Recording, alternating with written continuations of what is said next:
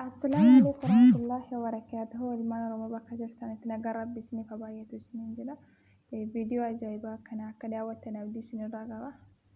Innis faayidaan isaa yeroo hedduu quxumaajjaa yookiin qabattoo harmatti kaa'achuun dhibee adda addaaf nu saaxila jechuudha. Kaanserii nu qabsiisuu danda'a. Darbee immoo yeroo mara quxumaajjaa ofitti kaa'uun sammuu namaallee firii hin godhu jechuudha.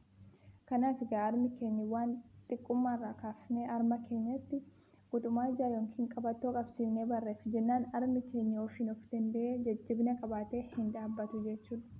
Kanaaf akka harmi keenya jajjabina qabaatee ofiin dhaabbatu gochuuf yeroo mara akka quxumaajjaa yookiin qabattoo hin kaa'anne gochuuf viidiyoo kana keessatti wanta argamu hunda yoo fayyadamtanii torbee 2 gidduutti jijjiirama guddaa isin agarsiisa jechuudha. Kanaaf viidiyoo kana shamarran Oromoo akka daawwattanii sheerii waliif godhaa itti fayyadamaa isiniin jedha.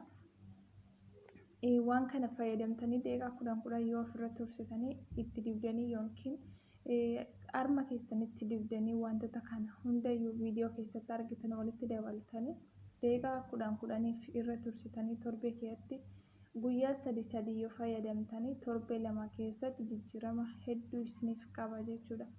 Kanaaf egaa shamarran gizee baay'ee quxumaajjaa kaa'achuun keessattuu warroonni mana arabaa hojjennu yeroo hedduu quxumaajjaa kaa'achuun namatti hin tolu jechuudha. Akkasitti deemuunis firii nama hin taasisu.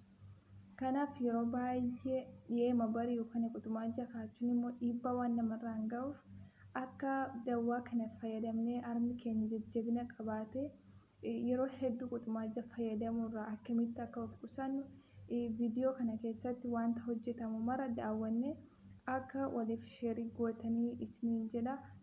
Wantoota viidiyoo kana keessatti argamuuf dubbatamu hunda yoo jira oolchitan akka gaariitti akka isin fayyadu abdiin qaba.